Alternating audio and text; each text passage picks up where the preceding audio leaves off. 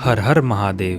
तो कैसे हैं आप सभी लोग। इस बार मैं आप सभी लोगों को अपने साथ एक बहुत ही खास यात्रा पर ले जाने वाला हूँ। यह यात्रा आप सभी लोगों को हिमालय की गोद में ले जाएगी और आपके मन और आत्मा को भी पवित्र बना देगी। यहाँ की हरी भरी वादियाँ, बर्फ से ढके पहाड़, शांत झीलें और ठंडी हवाएं दिल को सुकून से भर देती हैं।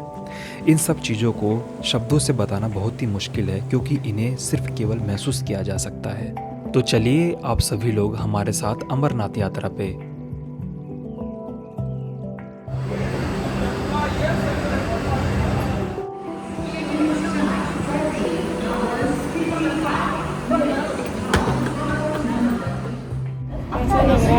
और सुधा प्लेटफॉर्म पे सोई थी और उसको ना पुलिस वालों ने डंडे से मार के उठाया।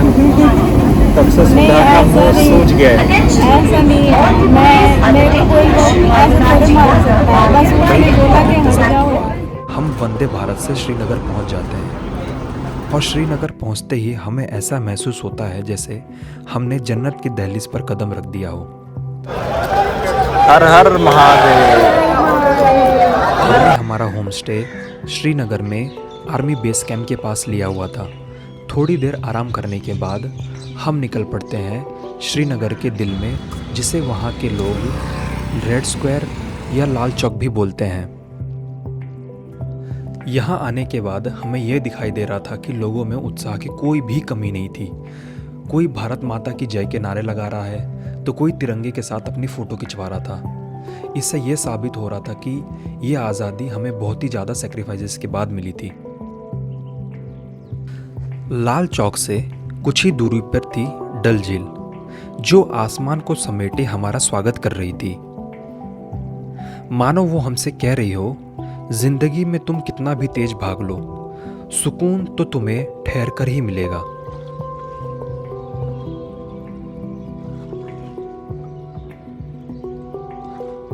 इसके बाद हम श्रीनगर के सबसे प्राचीन शिव मंदिर पहुंचते हैं, जहां एक समय पर आदि शंकराचार्य जी ने शिव जी की तपस्या की थी और यह मंदिर आदि शंकराचार्य मंदिर कहलाया। इसकी एक तरफ झेलम नदी दिखाई पड़ती है तो दूसरी तरफ डल झील नजर आती है।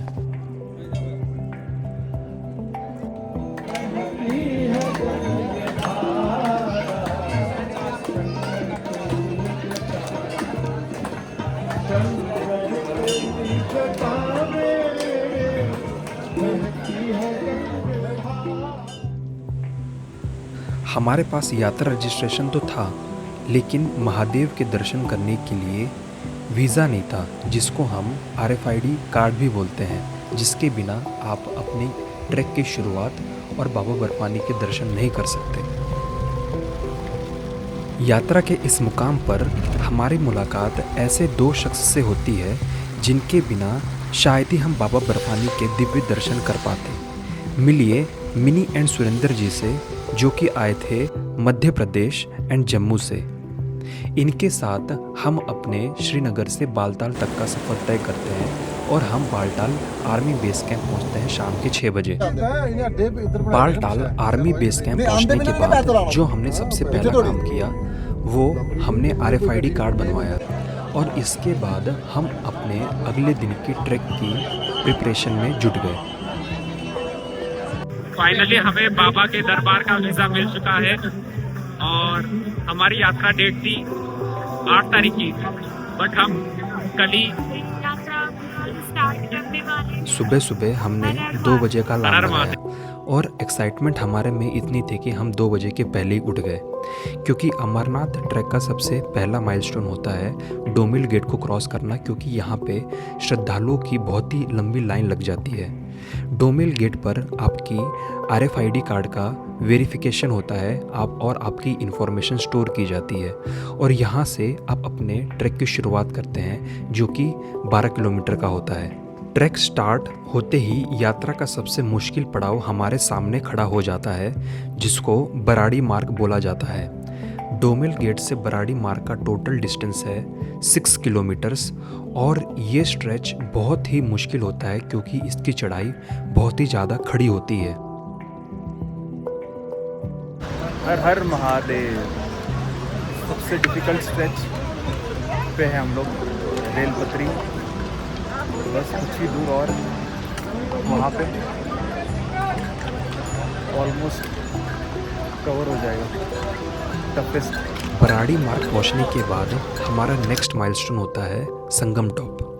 बराड़ी मार्ग से संगम टॉप की टोटल डिस्टेंस है 4 किलोमीटर, बट ये स्ट्रेच कंपैरेटिवली बराड़ी मार्ग के इजी स्ट्रेच होता है क्योंकि इसमें आप डिसेंड करते हैं। संगम टॉप पे बेसिकली पहलगाम से आने वाले यात्री और बालटाल से आने वाले यात्री दोनों का संगम होता है और इसके बाद दोनों लोग बाबा बर्फानी की पवित्र गुफा के साथ ही दर्शन करते हैं।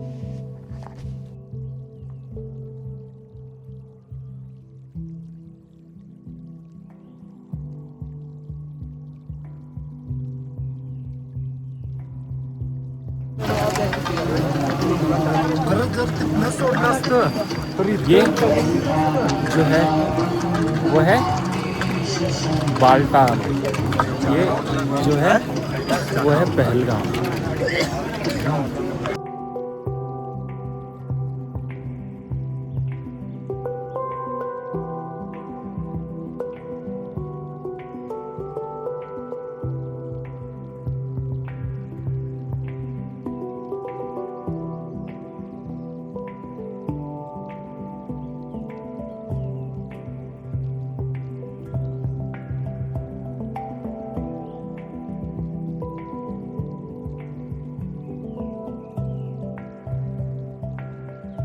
और आखिरकार हमारी बाबा बर्फानी की पवित्र गुफा के दर्शन हो जाते हैं।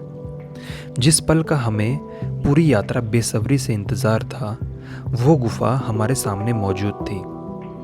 दर्शन करने के बाद हमें समझ आ जाता है कि हम सिर्फ पहाड़ों की ऊंचाई तक नहीं आए थे, बल्कि हम अपने अंतर्मन के शांति के भी करीब आ चुके थे।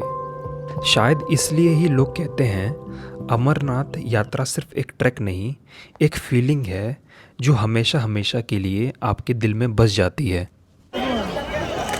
और आप हमारे सामने देख रहे हैं अमरनाथ जी की गुफा। फाइनली हमारा दर्शन हो गया। एकदम मज़ा आ गया। ऊपर जाके कुछ अलग ही दृश्य है वहाँ पे।